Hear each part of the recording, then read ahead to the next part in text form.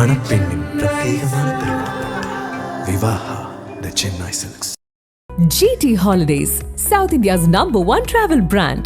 You know you are special when you're with GT Holidays.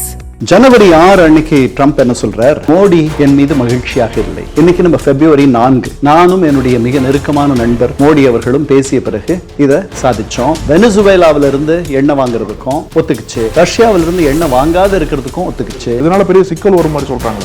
They are crossing the T's and dotting the I's. இன்னும் அப்படித்தான் பியூஷ் கோயல் நேற்று சொன்னார். ட்ரம்போட பார்வை India மீது எப்படி இருக்கு சார்? அமெரிக்கர்களுக்கு வேலை வாய்ப்பு இந்த உலகமயமாக்கல்ல போயிடுச்சுன்னு நினைக்கிறார். அது ஓரளவுக்கு உண்மை. ட்ரம்ப் சொல்றபடி தான் இந்தியா நடக்கிறாங்கன்ற மாதிரி கூட ஒரு குற்றச்சாட்டு வைக்கப்படுது. ட்ரம்ப் சொல்றபடி நடக்காத ரெண்டு பேர் மட்டும்தான் எனக்கு தெரியும். ஒன்னு புட்டின், இன்னொன்னு அதிபர் ஷி. எப்படி இந்த டீலுக்கு ட்ரம்ப் இந்தியா ஒத்துக்கொச்சு? ஒவ்வொரு நாளும் ட்ரம்போட ஒரு புது அனுபவம், ஒரு அச்சத்தோடு தான் அவரோட எல்லா நாடுகளுமே, எல்லா நாட்டினுடைய தலைவர்களுமே பழகுகிறார்கள். ரஷ்யாவிடம் இருந்து எண்ணெய் வாங்குவதை நிறுத்திக்கணும் அப்படின்னு சொன்னா அது இந்தியா கேட்குமா கேட்காது? எனக்கு என்னமோ கேட்க தொடங்கிட்டாங்கன்னு தோணுது. நக்கீர நேயர்களுக்கு வணக்கம். இந்த சிறப்பு நேர்காணலுக்கு உங்களை வரவேற்கிறோம். இந்த நேர்காணலில் நம்மோடு இணைந்திருப்பவர் ஓய்வு பெற்ற ஐநா அதிகாரி திரு கண்ணன் அவர்கள்.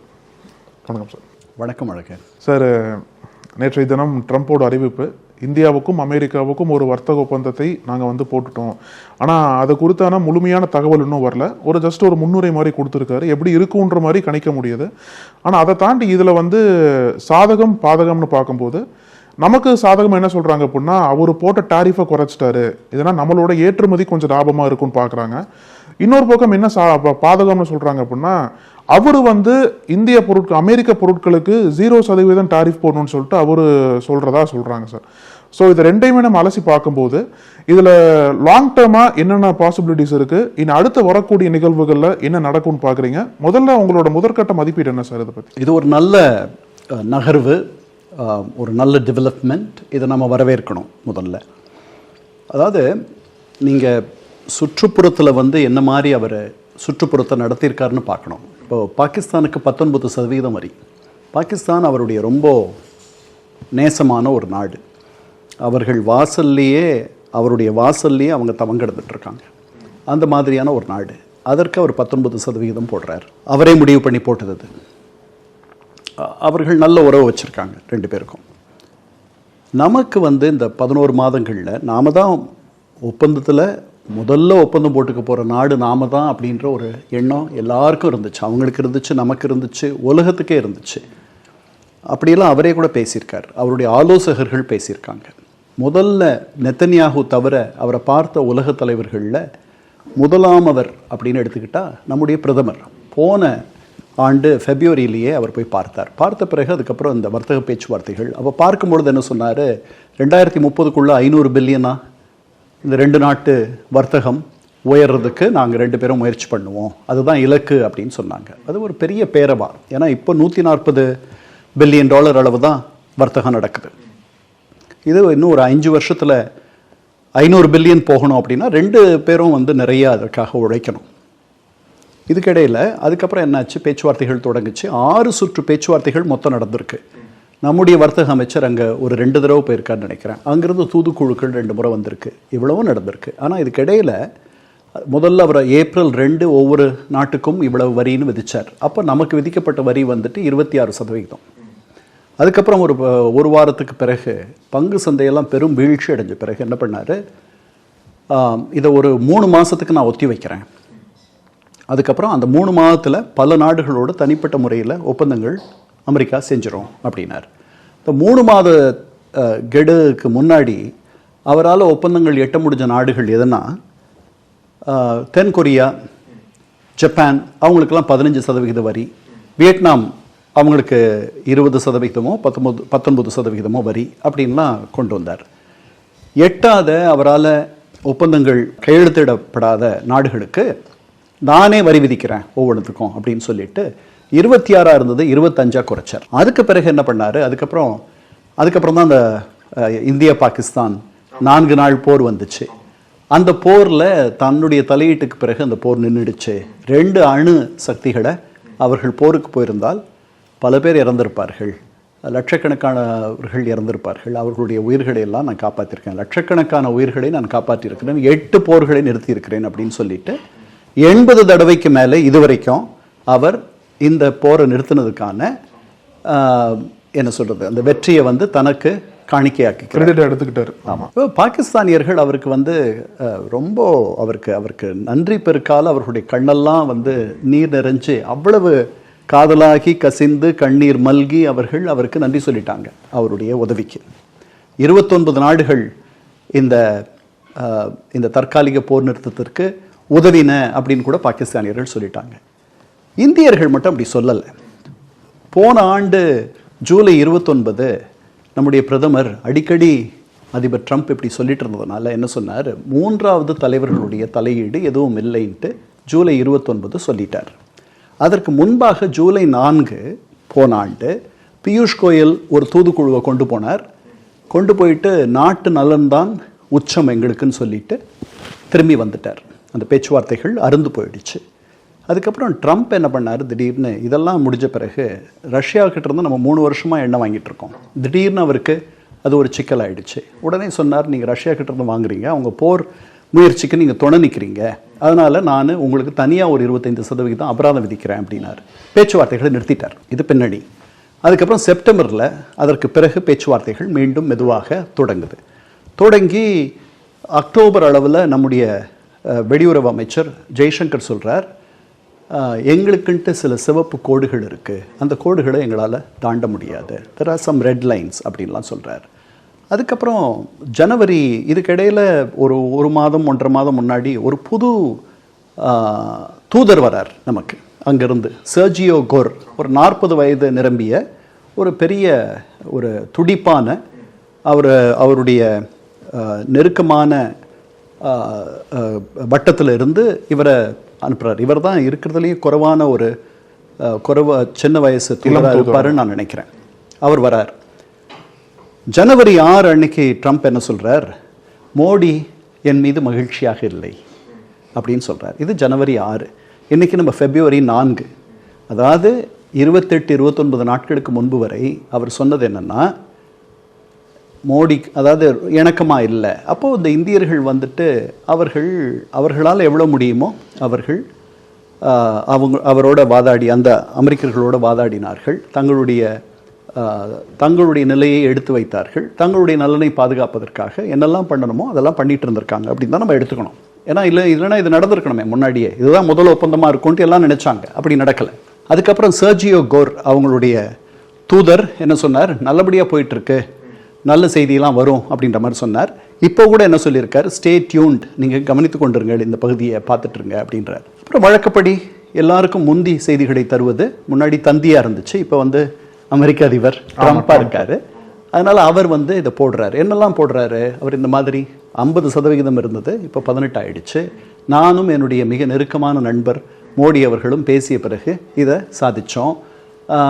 எங்கள் 2 பேர், அவர் எனக்கு ரொம்ப நெருக்கமான நண்பர், நாங்கள் 2 பேர் இப்படி 2 தலைவர்கள் நாங்கள் சாதித்ததை இந்த மாதிரி பல தலைவர்களால் சாதிக்க முடியாது, கொஞ்சம் பேர் தான் இப்படி சாதிக்க முடியும் அப்படின்லாம் போடுறார். போட்டுட்டு என்ன சொல்கிறார், இந்தியா வந்து எந்த தீர்வையும் எந்த கட்டணத்தையும் போடாமல் 0 கட்டணம் போடுறதுக்கு ஒத்துக்குச்சு அப்படின்றார். 1. 2வது என்ன சொல்கிறார், வெனிசுவேலாவிலிருந்து எண்ணெய் வாங்குறதுக்கும் ஒத்துக்குச்சு, ரஷ்யாவிலிருந்து எண்ணெய் வாங்காத இருக்கிறதுக்கும் ஒத்துக்குச்சு, அதுக்கப்புறம் எங்களோட பொருட்களை $500 பில்லியன் அளவுக்கு வாங்குவதற்கும் ஒத்துக்குச்சு அப்படின்னு சொல்கிறார். இப்போ இதுக்கெல்லாம் வந்து எதிர்வினை யாரும் மாற்றவில்லை. நம்ம ஆளும் கட்சி தரப்பிலிருந்து இதற்கு எதுவும் அவங்க சொல்லலை. அவங்களுடைய விவசாயத்துறை அமைச்சர் என்ன சொல்கிறார், நம்முடைய விவசாய பொருட்களுக்கு ஒரு பெரிய சந்தை கிடைச்சிருக்கு அப்படின்லாம் சொல்கிறார். இவர்கள் இன்னும் மௌனம் சாதிக்கிறார்கள். ஆனால் இதில் தான் சார் அங்கே வந்து பாதகமாக பார்க்கப்படுது. ஏன்னா இந்தியாவோட அந்த கான்செப்டே வந்து மேக் இன் இந்தியான்ற மாதிரி கொண்டு வந்தாங்க. இங்கே உள்நாட்டு தயாரிப்புகளை ப்ரொமோட் பண்ணுறதுக்கு காரணமாக தான் அமெரிக்காவோட சந்தைகள், அமெரிக்காவோட சரக்குகளை வந்து நம்ம இறக்குமதி பண்ணுற நிறுத்தணும்னு சொல்லிட்டு தான் அங்கே வரி அதிகமாக விதிக்கப்பட்டது. இப்போ அந்த வரியே வந்து ட்ரம்ப் சொல்கிறது மாதிரி 0% மாற்றிடுங்க, அது ஒத்துக்கிட்டாங்கன்ற வரை ட்ரம்ப் சொல்கிறார். இப்போ நீங்கள் சொல்கிறது போல் அது வந்து அமெரிக்காவுக்கு இந்தியா ஒரு பெரிய சந்தையாக மாற வாய்ப்பு இருக்குது அப்படின்னா இங்கே இருக்கக்கூடிய உள்நாட்டு உற்பத்தியாளர்கள் பாதிக்கப்படுவாங்க. இதனால ஒரு பெரிய பாதகமாக காத்திருக்கின்ற மாதிரி சொல்றாங்களே, இதனால பெரிய சிக்கல் வரும் மாதிரி சொல்றாங்களே சார். நமக்கு தகவல்கள் இன்னும் தெரியல, இன்னும் அந்த ஒப்பந்தம் முழுமையடையல. they are crossing the T's and dotting the I's. இன்னும் அப்படித்தான் பியூஷ் கோயல் நேற்று சொன்னார். பியூஷ் கோயல் என்ன சொல்லியிருக்காரு, விவசாயமும் விளைபொருட்களும் விவசாய விளைபொருட்களும் அதற்கு பிறகு பால் பொருட்களும் இதில் நாங்கள் சேர்க்கலை அப்படின்னு சொல்கிறார். அதை நம்ம பார்க்க போகிறோம். கொஞ்சமாவது விட்டு கொடுத்துருப்பாங்கன்னு தான் நான் நினைக்கிறேன். அதை நம்ம பின்னாடி அந்த தகவல்கள் வந்த பிறகு தான் நமக்கு தெரிய வரும். அது பார்ப்போம். இது வந்து ஒரு நல்ல நகர்வு அப்படின்னு நான் முன்னாடியே சொன்னேன். ஏன்னா $500 பில்லியன் அளவுக்கு நீங்கள் அங்கேருந்து பொருட்களை வாங்குறீங்க அப்படின்னா நீங்கள் எவ்வளவு பெரிய ஒரு பொருளாதாரமாக இருக்கணும். இப்போ உங்களை உயர்த்திக்கணும். அங்கேருந்து நீங்கள் வாங்கக்கூடிய பொருட்கள் சிலது இருக்குது. அங்கேருந்து நீங்கள் தொழில்நுட்பம் வாங்கலாம். அங்கேருந்து பாதுகாப்புத்துறை தொடர்பான நம்ம வந்து அங்கேருந்து F-35 விமானங்கள் வாங்கணுன்ட்டு நம்ம ஆசைப்படுறோம். அதுக்கப்புறம் அங்கே அவங்களுடைய செயற்கை நுண்ணறிவு தொழில்நுட்பம் இதிலெல்லாம் வந்து நாம் இந்த பணத்தை செலவு பண்ணலாம். பட் 500 பில்லியன் அதற்கு இப்போ வந்து நம்ம 70-80 பில்லியனுக்கு வாங்கிட்டுருக்கோம். இதை வந்து ஒரு 5 மடங்கு 6 மடங்கு 7 மடங்கு கூட்டணும் அப்படின்னா அதற்கு நம்ம எவ்வளவு சிரமப்படணுன்றது உங்களுக்கு தெரியும். அதனால் அது ஒரு நல்ல முன்னெடுப்புன்னு தான் நான் நினைக்கிறேன். இது நாளைக்கே நடந்துட போகிறதில்ல. இது பல ஆண்டுகள் ஆகும். எனக்கு தெரிஞ்சு 2035 தான் அந்த இடத்துக்கு நம்ம போகலாம். அது வரைக்கும் போக மாட்டோம்னு தான் நான் நினைக்கிறேன். விவசாய விளைபொருட்களுக்கும் பால் பொருட்களுக்கும் விலக்களிக்கப்பட்டிருக்குன்ட்டு அவர் சொல்லியிருக்கார். அதை நம்ம பொறுத்திருந்து பார்க்க போகிறோம். அந்த தரப்பில் இருந்து அவர்கள் நமக்கு சுற்றுப்புறத்தை பார்த்திங்கன்னா நம்முடைய ஏற்றுமதியாளர்கள் நிறைய துன்பப்பட்டார்கள். அதில் நிறைய பொருட்கள் தேங்கிடுச்சு. அதனால தான் இந்த வரவு செலவு திட்டத்தில் நம்முடைய நிதியமைச்சர் என்ன சொன்னாங்க, முதன்முறையாக இந்த பொருளாதார சிறப்பு பொருளாதார மண்டலங்கள் இருக்குது இல்லையா, ஸ்பெஷல் எக்கனாமிக் ஜோன்ஸ், அங்கே தயாராகிற பொருட்களை ஒரே ஒரு முறை உள்நாட்டு சந்தையில் நீங்கள் விற்றுக்கலாம் அப்படின்னு இந்த வரவு செலவு திட்டம் சொல்லுது. அந்த அளவுக்கு பொருட்கள் தேங்கிடுச்சு. திருப்பூரில் ஆகட்டும், கோயம்புத்தூர் ஆகட்டும், மற்ற இடங்கள் ஆகட்டும். அதனால் இதை நம்ம வரவேற்கணும்னு தான் நான் நினைக்கிறேன். சரணடைஞ்சிட்டாங்க அப்படின்ட்டு எதிர்க்கட்சிகள் சொல்கிறது, நமக்கு பாதகமான ஒரு சூழலை ஏற்படுத்தியிருக்காங்கன்னு சொல்கிறதெல்லாம் காலம்தான் சொல்லும். நான் அப்படி நினைக்கல. ஏன்னா இன்றைக்கி சரணடையணும்னு நினச்சவர்கள் 7 மாதம் முன்னாடியே சரணடைஞ்சு பல சலுகைகளை பெற்றிருக்கலாம். நான் அதை தான் கேட்கணும்னு நினச்சேன். அந்த சரணடைஞ்சிட்டாங்கன்னு சொல்கிறதுக்கு என்ன காரணமாக சொல்கிறாங்க அப்படின்னா, ட்ரம்ப்போட டேர்ம்ஸ் தான் சார். ட்ரம்ப் தான் டிக்டேட் பண்ணுறாரு. இந்திய அரசாங்க தரப்பையும் ட்ரம்ப் தான் சொல்கிறாரு. ஒத்துக்கிட்டாங்கன்னு சொல்கிற மாதிரி அவரே வந்து முன்முடிவு எடுத்து சொல்கிறதான் வந்து இங்கே பெரிய ஒரு கேள்விக்குள்ளாகுது சார். ஆனால் அந்த ரஷ்யன் ஆயில் பற்றி பேசும்போது இப்போ வந்து ட்ரம்ப் சொல்லியிருக்காரு இந்தியா வந்து ஒத்துக்கிட்டாங்க. ஆனால் இந்தியா இன்னும் முழுமையாக சொல்லலை, ரஷ்யாவும் மறுக்குது. இந்தியா இது மாதிரி வாங்க நிறுத்தலைன்னு சொல்லிட்டு அவங்களும் அதை பற்றி சொல்கிறாங்க. அப்போ இந்த ட்ரம்ப்போட கொள்கையின் பற்றி பார்க்கும்போது தான் இங்கே வந்து அந்த சந்தேகம் எழுது சார். ஒருவேளை ட்ரம்ப் சொல்கிற மாதிரியே உண்மையிலேயே இந்திய அரசு அடிபணிஞ்சு போயிட்டாங்களா அப்படின்ற விமர்சனம் அதுக்கு தான் வருது. ஸோ அதில் வந்து என்ன நடந்திருக்கும்னு பார்க்குறீங்க? எப்படி வந்து இந்த டீலுக்கு ட்ரம்ப் இந்தியா ஒத்துக்கு வச்சுப்பாருன்னு பார்க்குறீங்க? இல்லை, ட்ரம்ப் சொல்கிறத நீங்கள் ஒரு 80% தள்ளுபடி பண்ணிடணும். ஜெலன்ஸ்கியும் புட்டினும் அடுத்து சந்திக்க இருக்கிறாங்கன்னு சொல்லி கூட அவர் பதிவிட்டார், சொன்னார். நமக்கு அது நடக்கலை. அதுக்கு பிறகு வந்து வெனிசுவேலா எண்ணெயை வந்து திருப்பி அமெரிக்க கம்பெனிகள் போய் அங்கே அந்த எண்ணெயை வந்து மேலே எடுத்துகிட்டு வருவாங்க அப்படின்னு கூட சொன்னார். பல கம்பெனிகள் போவதற்கு தயங்குவதாக நான் அறிகிறேன். அதனால் அவர் சொல்கிறத நீங்கள் நிறைய தள்ளுபடி பண்ணிடணும். நாளைக்கே வந்து போர் நிறுத்தம் வந்துடும் இதில் யுக்ரைன் ரஷ்ய போரில் அப்படின்ற மாதிரிலாம் ஒரு எதிர்பார்ப்பை அவர் கொண்டு வந்தார். அவரே சலித்து போய் வந்து இவங்க 2 பேரும் இப்போது அமைதிக்கு ஒத்துக்கலை அப்படின்னா 2 பேருமே முட்டாள்கள் அப்படின்ட்டு ஜெலன்ஸ்கியும் புட்டினையும் ஒரு 2 வாரம் முன்னாடி சொன்னதையும் நம்ம பார்த்தோம். அதனால் அவர் சொல்கிறத நம்ம பெருசாக அவர் சொல்கிறத முழுமையாக உண்மையாக இருக்கும் அல்லது நடந்துரும் அப்படின்னு நம்ம நினைக்க வேண்டிய அவசியம் இல்லை. 2 தரப்புலையும் விட்டு கொடுப்பு என்பது நடந்திருக்கும். ஏன்னா நமக்கு 18%, முதல்ல நம்ம நினச்சது என்ன தெரியுமா, தென்கொரியா மாதிரி ஜப்பான் மாதிரி நமக்கு 15% வரணுன்றது தான் நம்முடைய எண்ணம். அதை நோக்கித்தான் நம்ம காய்களை நகர்த்திட்டு இருந்தோம். ஏன்னா யாருக்குமே பூஜ்ய வரி விதிப்பு என்பது கிடையாது. அவர் ஏப்ரல் 2, 2025 புதிதாக ஒரு சர்வதேச ஒழுங்கை, இன்டர்நேஷ்னல் ஆர்டரை அவர் அறிமுகப்படுத்தியிருக்கார். அந்த ஆர்டர் வந்து வல்லான் வகுத்ததே சட்டம் அப்படின்ற ஒரு ஆர்டர். அது அவர் தான். இன்றைக்கி அவங்க தான் பெரிய சந்தை. இன்றைக்கி அவரால் மட்டும்தான் காசாவில் தற்காலிக போர் நிறுத்தம் கொண்டு வர முடிஞ்சிருக்கு. அவரால் தான் அவ்வளவு மரணங்கள் நடந்துட்டு இருந்த காசாவில் இன்னைக்கு ரொம்ப சொற்பமாக மரணங்கள் நடக்கிற ஒரு நிலையும் அவரால் தான். இஸ்ரேலை தூண்டி விட்டது அவர் தான் மாதிரி சொல்கிறாங்களா சார்? நான் அப்படி நினைக்கல. அது ஹமாஸினுடைய தாக்குதல் அக்டோபர் 7, 2023 நடந்துச்சு. அதில் ஒரு 1200 பேர் இறந்துட்டாங்க. பல பிணை கைதிகளை அவர்கள் எடுத்துகிட்டு போயிட்டாங்க. பிணை கைதிகளும் பல பேர் இறந்துட்டாங்க. அதனால் 2 தரப்புமே மூர்க்கமாக ஒருத்தர் சண்டை போட்டுட்டு இருந்தாங்க. அதில் இஸ்ரேல் அங்கே பண்ணதெல்லாம் அந்த அடக்குமுறையும் அந்த அழிவும் அந்த நாசமும் அதெல்லாம் வந்து சொல்லி முடியாது. அந்த அளவுக்கு அவங்க பண்ணிட்டாங்க. அதற்கு அவர்களுக்கு அமெரிக்காவினுடைய ஆதரவோ அல்லது ஊக்கமோலாம் தேவைலாம் ஒன்றும் பட வேண்டிய அவசியம் தேவை கிடையாது. ஏன்னா அப்படின்னா அப்போ ஈரானை திருப்பி தாக்கியிருக்கணுமே நேரம். ஏன்னா இஸ்ரேலியர்கள் குறிப்பாக நெத்தன்யாகு அமெரிக்கா அங்கே தாக்கணும்ன்ட்டு தவம் இருக்கார். அதனால் அப்படி நான் நினைக்கல. சார், அந்த பொருளாதார ரீதியாக பார்க்கும்போது இந்த ஒரு ட்ரம்ப்போட அறிக்கையை லாங் டர்மாக நம்பி இந்தியா வந்து தைரியமாக அந்த டீலை எடுத்துகிட்டு போக பார்ப்பாங்களா, இல்லை டக்குன்னு எப்போ வேணால் மாறுவார் அவர், அந்த ஒரு சந்தேகத்தோட இந்த டீலை வந்து அணுகுவாங்களா சார் இந்திய அரசாங்கம்? இல்லை, அந்த சந்தேகம் எல்லாருக்கும் இருக்குது.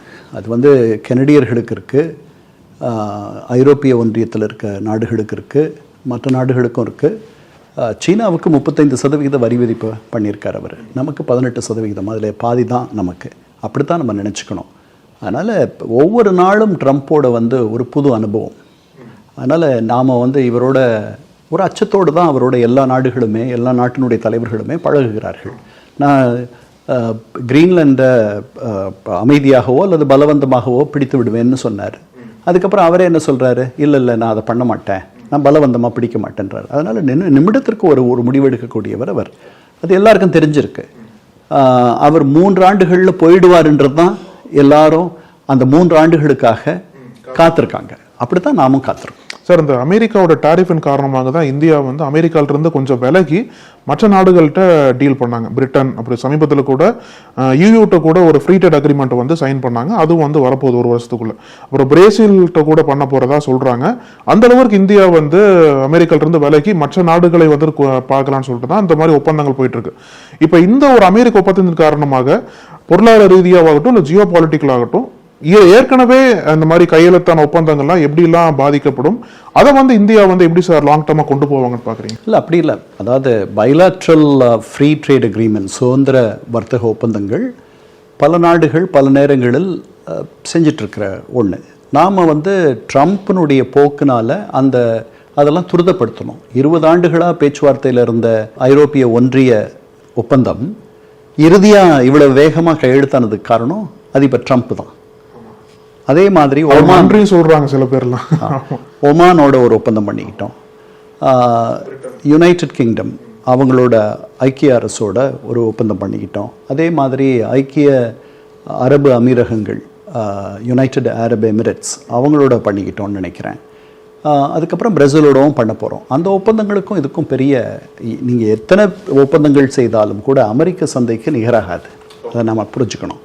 அமெரிக்க சந்தையில் ஒரே நேரத்தில் நீங்கள் நிறைய பொருட்களை விற்க முடியும். அவர்களுக்கு வாங்கக்கூடிய சக்தியும் இருக்குது. பிரேசிலுக்கு அந்த சக்தி இருக்கா, அல்லது மற்ற நாடுகளுக்கு அந்த அளவுக்கு ஆற்றலும் சக்தியும் இருக்கா அப்படின்னு கேட்டால் ஐரோப்பிய ஒன்றியத்தில் இருக்கக்கூடிய நாடுகளுக்கு கூட அந்த அளவுக்கு ஒரு சக்தி இருக்கிறதா நான் நினைக்கல. அதனால் அமெரிக்க சந்தை என்பது நமக்கு ரொம்ப வேண்டிய ஒரு சந்தை. அந்த சந்தையை நோக்கி தான் எல்லாருமே அவர்கள் காய்களை நகர்த்துகிறார்கள். இப்போ கனடா வந்து பக்கத்தில் இருக்குது. அதுதான் அவங்களுடைய 2வது பெரிய வர்த்தக கூட்டாளி. அவர்கள் சீனாவுக்கு போய் அங்கே போய் ஒரு ஏறக்குறைய ஒரு ஒப்பந்தத்தை செய்து கொள்ள வேண்டிய ஒரு நிலையில் இருக்காங்க. அந்த அளவுக்குலாம் நாம் இல்லை. நாம் பிரேசில் வந்து நம்மோட பிரிக்ஸில் இருக்கிற ஒரு முக்கியமான நாடு, வளர்ந்து வரக்கூடிய நம்ம மாதிரியே இருக்கக்கூடிய லத்தீன் அமெரிக்காவில் இருக்கக்கூடிய ஒரு மித சக்தி, ஒரு மிடில் பவர். அதனால் நாம் அவங்களோட அதை பண்ணணும்னு நினைக்கிறோம். எல்லா நாடுகளும் பண்ணுறாங்க. சார், இப்போ ட்ரம்ப்புக்கு இந்தியா மீது இருக்கக்கூடிய கோபமே என்ன அப்படின்னா, ரஷ்யா எண்ணெய் வாங்குறாங்கன்னு சொல்லிட்டு தான் அந்த வரி பெனால்ட்டி எல்லாம் விதிச்சிருந்தார்.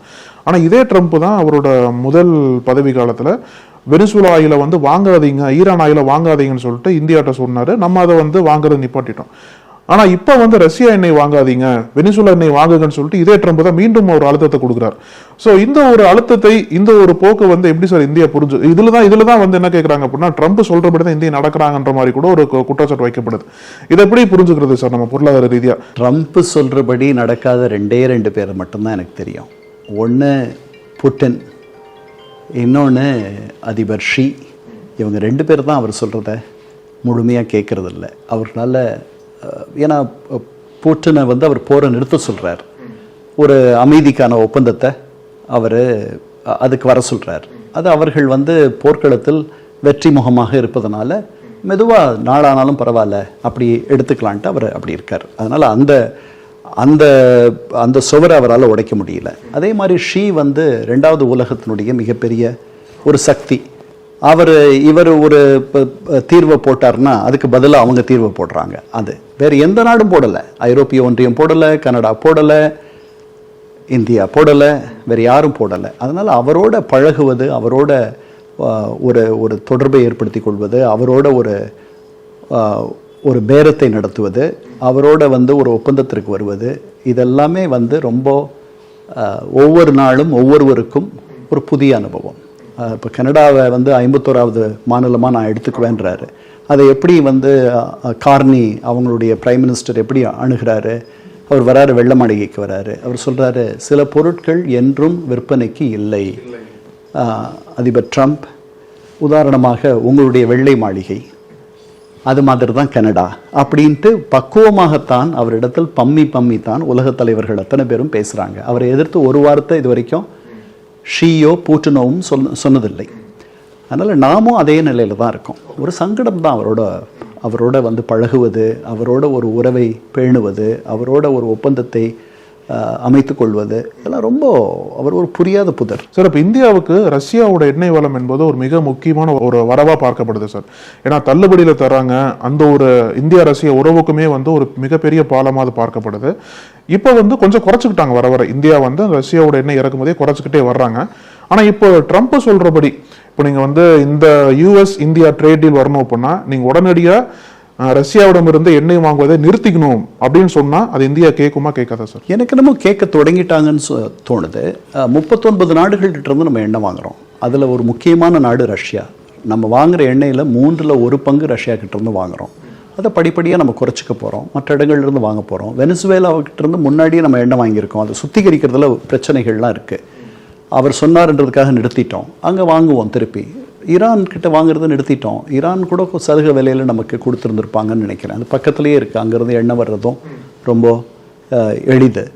அதனால் நாம் காத்திருக்கணும், நிறுத்திடுவாங்கன்னு எனக்கு தோணுது. அப்போ நிறுத்திட்டாங்க அப்படின்னா ஏற்கனவே இந்திய ரஷ்ய உறவுகள் இல்லை, அதெல்லாம் ஒன்றும் ஆகாது. நான் நினைக்கிறேன் ரஷ்யர்களை அவர்கள் they would have taken the Russians into confidence அப்படின்னு நான் நினைக்கிறேன். அதுதான் நல்ல ராஜதந்திரம். இங்கே புட்டின் வந்தபோது அவரிடத்தில் இந்த மாதிரி ஒரு கஷ்டம் எங்களுக்கு இருக்குது, நாங்கள் நாட்டினுடைய நலனை சீர்தூக்கி பார்க்கணும், ஆன் பேலன்ஸ் இந்த ரெண்டுத்தையும் எடுத்து ஒப்பிட்டு பார்க்கும் பொழுது நாங்கள் இதை பண்ண வேண்டிய ஒரு சூழலுக்கு இருக்கோம், உங்ககிட்ட வாங்கக்கூடாதுன்னு ஒன்றும் இல்லை, அந்த மாதிரிலாம் பேசி அவர்களுக்கு ஒன்றும் புரிய வைக்க வேண்டிய அவசியம் இல்லை. இருந்தாலும் அப்படி இறங்கி பேசணும்.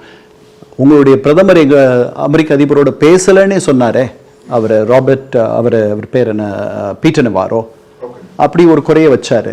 8 முறை அவர் பேசியிருக்காரு பிரதமர் அதிபர் ட்ரம்போட அப்படின்னு சொல்லிட்டு வெளியுறவுத்துறை அமைச்சகம் சொல்லிச்சு. இப்போ நேற்று முந்தா நாள் பேசினதை எடுத்துக்கிட்டோம்னா 9 முறை பேசியிருக்காரு நம்ம பிரதமர். அதனால் இந்த மாதிரி சின்ன சின்ன விஷயங்களில் கூட ராஜ உறவுகள், அரசு முறை உறவுகள் பலப்படும், பலவீனப்படும். சார், அப்போ இன்னைக்கு ரஷ்யா எண்ணெய் வாங்குவது நிறுத்துங்கன்னு சொல்லுவாங்க, நாளைக்கு ட்ரம்ப் ரஷ்யாட்ட இருந்து ஆயுதங்களை வாங்காதீங்கன்னு சொன்னால் அதுவும் இந்தியா நிறுத்திக்குமா சார்? அந்த ஒரு டீலிங் போயிட்டு இருக்குல்ல சார்? தெரியல, நம்ம பொறுத்திருந்து தான் பார்க்கணும். நல்ல கேள்வி. ஏன்னா நம்ம அதிகமாக ஆயுதங்கள் வாங்குவது ரஷ்யா கிட்ட இருந்தால் அப்படி நம்ம பண்ண மாட்டோம்னு நினைக்கிறேன். அங்கேருந்து வாங்க வேண்டாம் அப்படின்னா நமக்கு தொழில்நுட்பத்தோட நாம் கேட்குற விமானங்களை, ஆயுதங்களை அமெரிக்கர்கள் தர தயாராக இருந்தால் F-35 அந்த விமானங்களை நம்ம கேட்குறோம். அதை தொழில்நுட்ப கடத்தலோட இப்போ ரஷ்யர்கள் அதை தராங்க. அந்த மாதிரி அவர்கள் விற்கிற ஆயுதங்களுக்கு இப்போ நாம் அந்த பிரம்மோஸ்ன்ட்டு ஒரு ஏவுகணை பண்ணுமே, அது ரஷ்யன் தொழில்நுட்பம். அந்த தொழில்நுட்பத்தை நமக்கு அவர்கள் கடத்தினதுனால நாம் சொந்தமாக இங்கே தயார் பண்ணுறோம். அந்த மாதிரி நம்ம கேட்குறோம் அமெரிக்கர்களை. அதனால் இதை விடுறோம் அப்படின்னா அதே பொருளை அதே மாதிரி இந்த பக்கம் வாங்க முடியும்னா நம்ம அதை விடுவோம். அதை புரிஞ்சுக்குவாங்க 2 பேரும். சார், பெரிய ஒரு கேள்வி சார். ட்ரம்ப்போட நோக்கம் முன்னாடி குளோபலைசேஷன் வந்ததுக்கு அப்புறம் ஃப்ரீ ட்ரேடா எல்லாருமே எல்லா நாடுகளிடையும் ஒரு நல்ல உறவு இருந்தது. ஆனால் ட்ரம்ப் வந்ததுக்கு அப்புறம் ப்ரொடெக்ஷனிசமா அவர் பார்த்தார். அதை தற்காத்து கொள்ளணும்னு சொல்லிட்டு தான் எல்லா நாடுகளும் டீல் பண்ண ஆரம்பிச்சார். இப்போ ட்ரம்ப்போட பார்வை இந்தியா மீது எப்படி இருக்கு சார்? ரஷ்யாவிடமிருந்து இந்தியாவை பிரிச்சுடணும்னு பார்க்குறாரா, இல்லை எனக்கு கீழே தான் இந்தியா வரணும் அப்படின்ற மாதிரி பார்க்குறாரா? இது அப்படிலாம் எதுவும் அவர் பார்க்கல. அவரை பற்றி மட்டும்தான் சிந்திக்கிறார். அவர் தினசரி அந்த வரியை ஆயுதமாக மாற்றினதுக்கு அப்புறம் அவருக்கு இந்த உலகமயமாக்கல்ல பெரிய நம்பிக்கை இல்லை. அவர் என்ன நினைக்கிறாரு, நிறைய லட்சக்கணக்கான அமெரிக்கர்களுக்கு வேலை வாய்ப்பு இந்த உலகமயமாக்கல்ல போயிடுச்சுன்னு நினைக்கிறார். அது ஓரளவுக்கு உண்மை. ஏன்னா தண்ணி எப்படி ஒரு கீழ்நிலையை நோக்கி ஓடுமோ அந்த மாதிரி நீங்கள் ஒரு தயாரிப்பாளராக இருந்தீங்கன்னா எங்கே மலிவாக அந்த பொருளை தயாரிக்க முடியுமோ அந்த இடத்துக்கு தான் நீங்கள் போவீங்க. அமெரிக்காவில் தயாரிக்கிறத விட வியட்நாம்லேயோ மெக்சிகோவிலேயோ தயார் பண்ணால் அது மலிவாக இருக்கும். அதனால் நீங்கள் வந்து இப்போ ஆப்பிள் எடுத்துங்க. இங்கே வந்து நம்ம சென்னையில் நாம் அந்த ஆப்பிள் ஆமாம் மொபைலை நம்ம பண்ணுறோம். ஏன் இதே அங்கே பண்ணால் என்ன நிறைய பணமாகும். அதனால் அந்த மாதிரி வேலை போயிடுச்சு இந்த உலகமயமாக்கல்ல. அதை அவர் மாற்றணும்னு நினைக்கிறார். அதனால் அவர் வந்து என்ன சொல்கிறாரு, வேலைகள்லாம் திருப்பி இங்கே வரணும், தயாரிப்பெல்லாம் இங்கே வரணும்னு நினைக்கிறார். அது வந்து ஒரு தொலைநோக்கில் வந்து அது நல்ல ஒரு கொள்கை இல்லை. ஏன்னா இப்போ அமெரிக்கர்கள் என்ன ஆகிடுறாங்க, இப்போ எப்படி தமிழ்நாட்டை எடுத்துங்க. தமிழ்நாட்டில் உங்கள் வீட்டுக்கு ஒரு உங்களுடைய எலக்ட்ரிஷியன் அவர் வராருன்னா அவர் தமிழராக இருக்க மாட்டார். தச்சர் வராருன்னா தமிழராக இருக்க மாட்டார். அந்த அளவுக்கு தமிழ்நாடு வந்துருச்சு. ஒரு 50களில் 60களில் தமிழர்கள் இங்கிருந்து வேறு இடங்களுக்கு வேலை தேடி போனாங்க. இன்னைக்கு 35 லட்சம் பேர் 2011 கணக்கெடுப்பு படி தமிழ்நாட்டில் மற்ற இடங்கள்லேருந்து வந்து வேலை செஞ்சுட்டு இருக்காங்க. திருப்பூர்லேயே நிறைய பேர் இருக்காங்க. அப்போது நாம் அந்த மாதிரி அடிப்படை தொழில்களை கைத்தொழில்களை செய்வதை விட்டுட்டு அதுக்கு அடுத்த நிலைக்கு போயிருக்கோம் அப்படின்னு நம்ம நினச்சிக்கணும். அது மாதிரி தான் அமெரிக்கர்களும் போயிருக்காங்க. அவர்கள் விவசாயம் பண்ணுவதற்கு காஸ்டரிக்காவிலிருந்து விவசாயம் நடுறதுக்கும் மற்ற வேலைகளுக்கும் ஆட்களை கொண்டு வராங்க. அந்த வேலையை அமெரிக்கர்கள் முன்னாடி பண்ணிட்டு இருந்தாங்க. அதுக்கு அடுத்த கட்டத்துக்கு அவங்க போயிட்டாங்க. அதனால் இவர் திருப்பி வந்துட்டு மீண்டும் எல்லா வேலைகளையும் இங்கே கொண்டு வர்றதும் மீண்டும் எல்லா தயாரிப்பையும் இங்கே கொண்டு வர்றது அப்படின்றது வந்து ஒரு தொலைநோக்கில் அது வந்து ஒரு பரிணாம வளர்ச்சியாக எனக்கு தெரியல. Right sir. ஸோ இந்த அமெரிக்கா இந்தியா வர்த்தக அந்த ஒப்பந்தம் வந்து இன்னும் முழுமையாக வெளில வரல. ஒரு வரி தான் வந்திருக்கு. அதுவே வந்து இந்தியா முழுக்க பெரிய ஒரு பேசு பொருளாக மாறி இருக்கு. அந்த முழுமையான ஒப்பந்தம் வெளியே வந்ததுக்கப்புறம் எதெல்லாம் இந்தியாவுக்கு உண்மையிலுமே சாதகமாக மாறும், எதெல்லாம் பாதகமாக மாறும்னு சொல்லிட்டு நம்ம அப்போ பொறுத்திருந்து பார்க்கலாம் சார். உங்களோட நேரத்துக்கும் கருத்துக்கும் ரொம்ப நன்றி சார். நக்கீரன் டிவிக்கு சப்ஸ்கிரைப் செய்யுங்கள். உங்கள் ஆதரவே எங்கள் பலம். ஆசிரியர்களுக்கு நண்பனாகவும் மாணவர்களுக்கு ஆசானாகவும் திகழும் தேர்வு வழிகாட்டி. ஒவ்வொரு பாடத்திற்கும் அனுபவமிக்க ஆசிரியர்களின் துல்லியமான தெளிவான விடைகள். CNC இருக்கு, தேர்வு பயம் எதற்கு? இது தீரன் பப்ளிஷிங் ஹவுஸ் விற்பனை வெளியீடு.